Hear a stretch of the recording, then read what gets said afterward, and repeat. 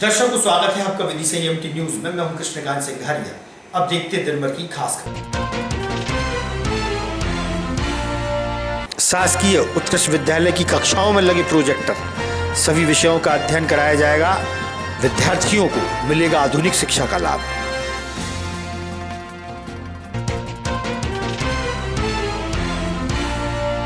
जिला मुख्यालय के जिला अस्पताल की व्यवस्थाओं का अवलोकन करने पहुंचे कलेक्टर व एसपी। बीती रात जाने अस्पताल के हाल।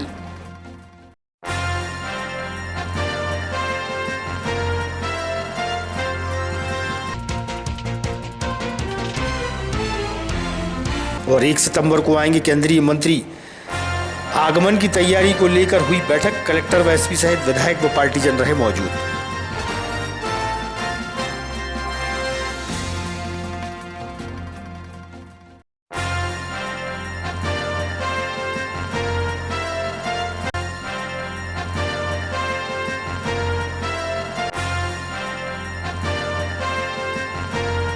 अब खबर विस्तार से। रेलवे बोर्ड की सहायक संस्थान IRCTC, जो रेलवे द्वारा टूरिज्म, खान पान, टिकट बुकिंग सहित अन्य व्यवस्थाओं में मदद करता है, वह एक तीर्थ योजना के अनुसार ट्रेन का संचालन करने जा रहा है, जो 4 अक्टूबर से मुंबई के छत्रपति शिवाजी टर्मिनल से प्रारंभ होगी।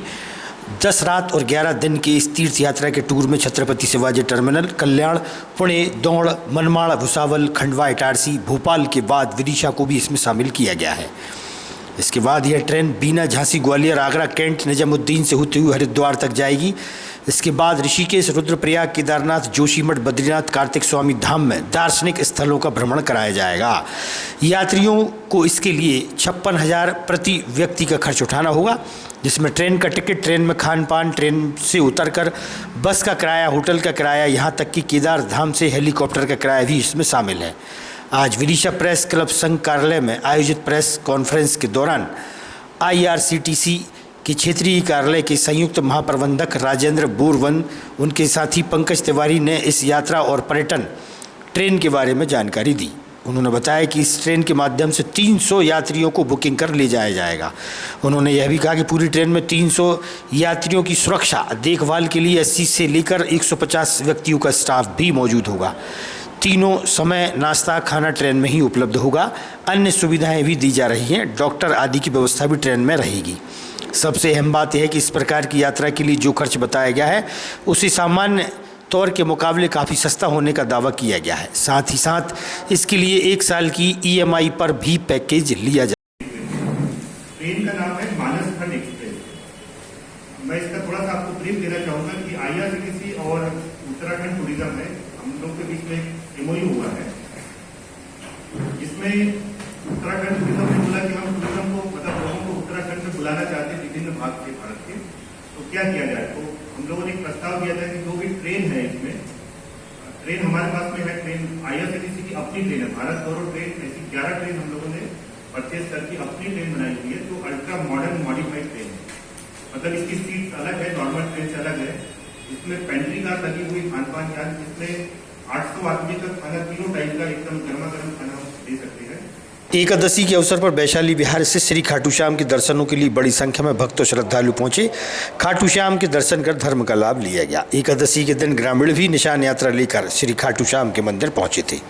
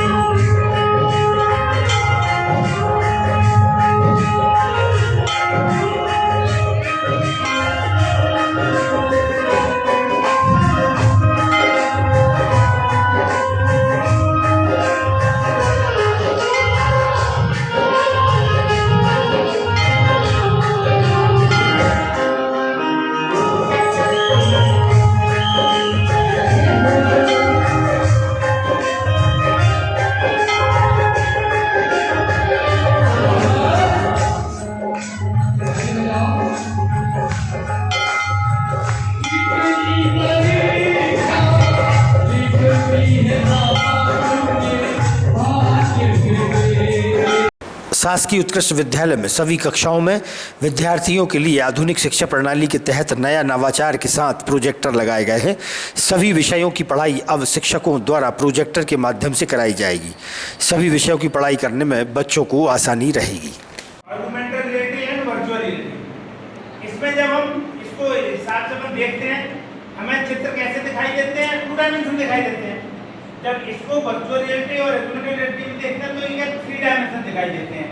इनको हम घुमा भी सकते हैं, ऐसे घूम जाएगा तो आपको ही पता लगेगा कि वेंट्रिकल सोलर सिस्टम देखेंगे इसके बारे में तो आपको ऐसा लगेगा सोलर सिस्टम के बीच में खड़े हैं, ग्रह हमारे चारों तरफ घूम रहे हैं।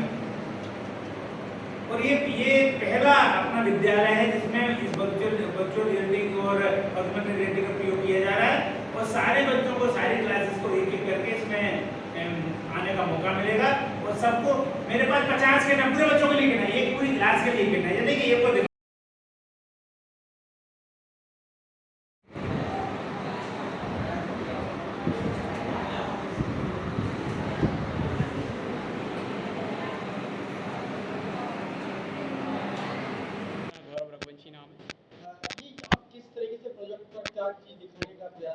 मैं बच्चों को 3D डायमेंशनल के थ्रू सोलर सिस्टम कैसे वर्क कर रहा है वो दिखाना चाह रहा हूँ।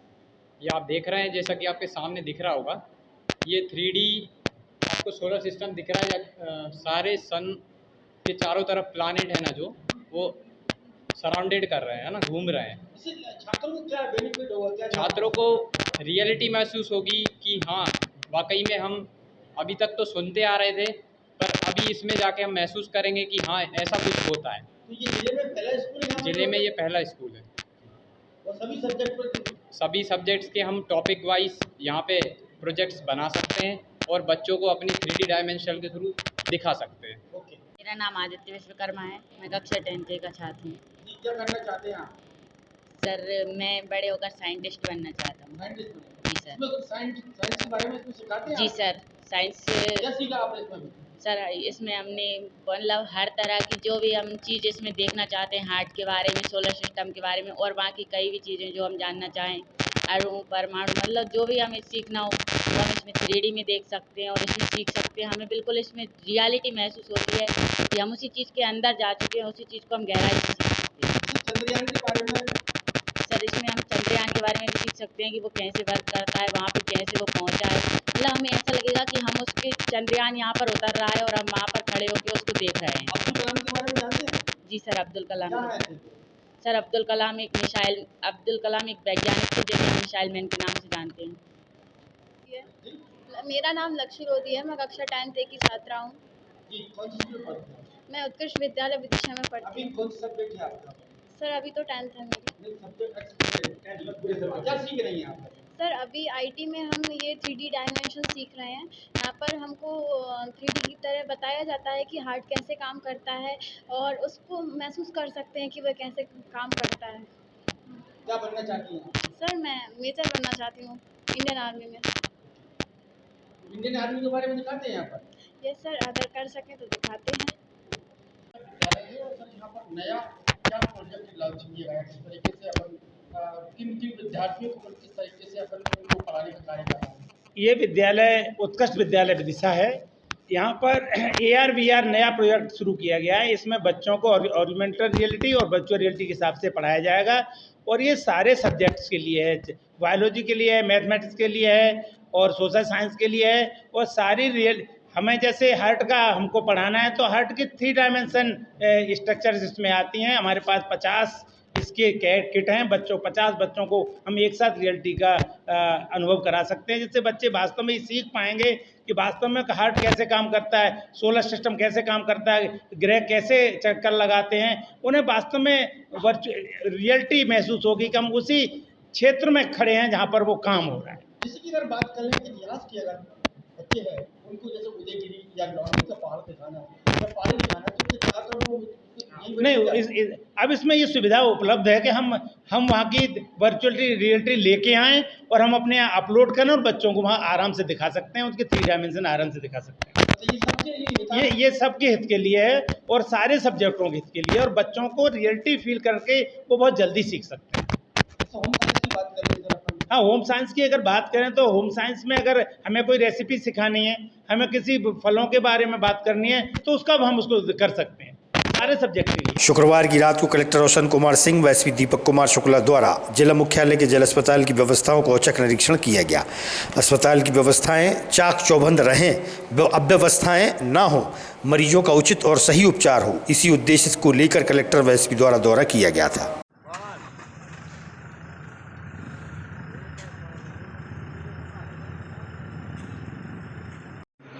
इसको आपको प्रोमिनेंट जगह पे डिस्प्ले, जैसे आपका या तो ओपीडी काउंटर है या तो पुलिस चौकी के सामने या मुख्य प्रवेश द्वार है, वो मर्जन को इस साइड का लग जाए। आप लगा रहे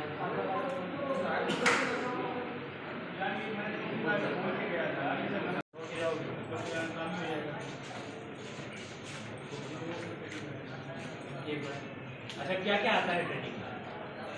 कुछ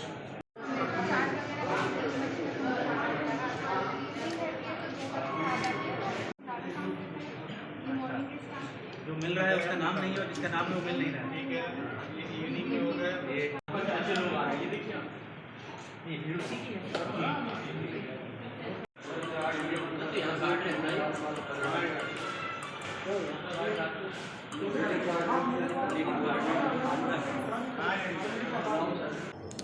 आज मेरे और एसपी साहब द्वारा जिला अस्पताल का, जैसा आपने देखा, औचक निरीक्षण किया गया है। और ये निरीक्षण खासकर रात के समय जिला अस्पताल में जो हमारी सुरक्षा व्यवस्था है और जो यहाँ पे डॉक्टर्स, हमारे मेडिकल स्टाफ, पैरामेडिकल स्टाफ, खासकर जो फीमेल स्टाफ है, उनकी सुविधाओं की क्या व्यवस्था है, हमारे जो यहाँ पे लाइट्स हैं वो, सीसीटीवी कैमरास, टॉयलेट्स वगैरह, किसी तरह की कोई दिक्कत तो नहीं है, कोई डार्क एरिया तो नहीं है। इन ऑल जो यहाँ पे हमारे काम करने वाले लोग हैं, मेडिकल स्टाफ, पैरामेडिकल स्टाफ, उनको कार्य करने लायक यहाँ पे माहौल है कि नहीं है, किसी तरह की कोई दिक्कत तो नहीं है, इस संबंध में आज ये निरीक्षण किया गया है और जो भी उपयुक्त निर्देश हैं वो प्रदाय किए गए हैं। जैसा मैंने बताया आपको, कई पॉइंट्स हम लोगों ने ऑब्जर्व किए हैं। जैसे आप बता रहे हैं, सीसीटीवी कैमरेज कुछ बंद मिले हैं, उनका डिस्प्ले कायदे से होना चाहिए। जो इम्पॉर्टेंट टेलीफ़ोन नंबर्स हैं, मोबाइल नंबर्स हैं, वो डिस्प्ले होना चाहिए। कई जगहों पे हम लोगों ने सांकेतिक और इस तरह के इम्पोर्टेंट मोबाइल नंबर्स हैं वो लगाने की निर्देश दिए हैं। तो इस तरह की कई चीज़ें हैं जिस पे काम होना है अभी। देखिए, आज जिला कलेक्टर और मेरे द्वारा जो जिला अस्पताल परिसर है यहाँ पे आकस्मिक निरीक्षण आज रात्रि के समय किया गया है। इसमें मुख्य रूप से गार्ड्स की अवेलेबिलिटी, जो हमारे सारे प्रवेश पॉइंट हैं उनको कैसे हम लोग बेहतर कर सकते हैं, अनाधिकृत लोगों का अंदर प्रवेश ना हो, पार्किंग सुरक्षित रहें, जो अंदर के सभी अलग अलग स्पेशलाइज्ड वार्ड हैं, डॉक्टर्स के एरिया हैं, पैरामेडिकल स्टाफ के एरिया हैं, टॉयलेट एरिया हैं, वो कैसे सुरक्षित रहें। यहाँ पे हमारी एक पुलिस चौकी भी संचालित है, उसका कैसे बेहतर समन्वय हो डॉक्टर और अन्य स्टाफ के साथ। किस तरह से यहाँ पर हम संकेतक लगा सकते हैं, महत्वपूर्ण नंबरों की सूची डिस्प्ले कर सकते हैं, सीसीटीवी कैमरे सभी चालू हालत में हो, कहाँ पर उनका प्रॉपर डिस्प्ले हो ताकि तुरंत निगरानी हो सके। इन सभी विषयों पर आज बहुत सारे पॉइंट्स और सुझाव हमारे सामने आए हैं। बहुत सारे जो महिला स्टाफ थे, महिला नर्सिंग स्टाफ थे, उनसे भी बात की गई है, उनके भी सुझाव लिए गए हैं और ये सभी सुझाव अभी हम लोग आगे क्रियान्वयन में लेंगे। एक जो इसकी समिति भी शासन स्तर से बनाई गई है, उसकी जल्दी एक बैठक होगी और जो भी क्रियान्वयन योग्य बिंदु है उन सबको लिया जाएगा और प्रयास किया जाएगा कि बेहतर से बेहतर एक सुरक्षा का वातावरण तैयार किया जाए। और जैसे कि अभी हाल फिलहाल में कुछ घटनाएं देश के विभिन्न हिस्सों से संज्ञान में आई हैं, वो हमारे यहाँ कोई ऐसा घटित ना हो। केंद्रीय कृषि मंत्री शिवराज सिंह चौहान द्वारा 1 सितंबर को आने से पूर्व बैठक रखी गई। इस दौरान विधायक मुकेश टंडन, कलेक्टर व एसपी सहित भाजपा के जनप्रतिनिधि व विभागीय अधिकारी भी मौजूद रहे। वहीं पूर्व विदेश मंत्री स्वर्गीय सुषमा स्वराज की प्रतिमा का अनावरण भी होगा।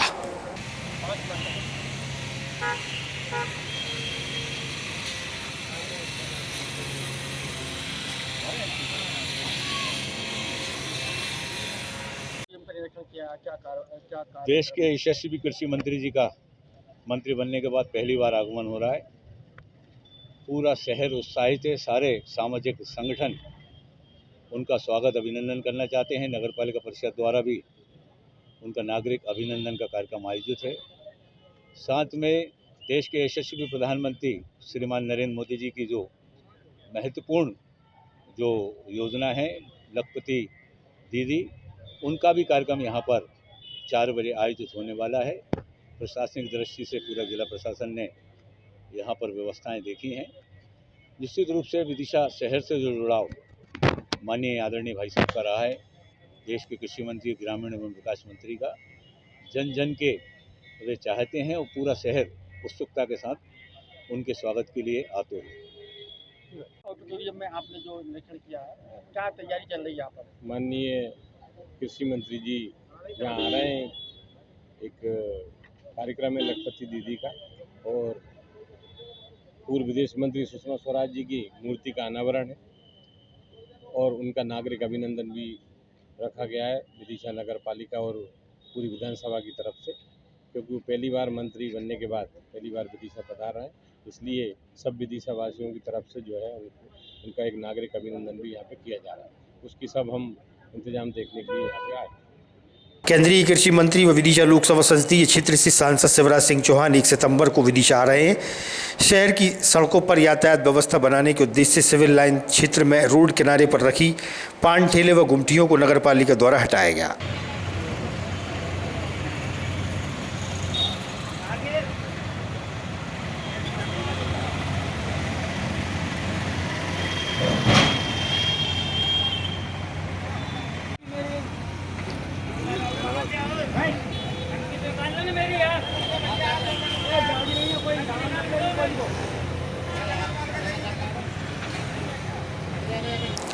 विदिशा नगर पालिका में नई पीआईसी का गठन हुआ है। पार्षदों के लिए नई जिम्मेदारियां सौंपी गई हैं। इस संबंध में नगर पालिका सीएमओ से हुई चर्चा। अध्यक्ष महोदय के आदेश अनुसार श्रीमती अरुणा माझी को आवास एवं पर्यावरण लोक निर्माण विभाग दिया गया है और श्रीमती संगीता धर्मेंद्र सक्सेना को राजस्व तथा बाजार समिति दी गई है।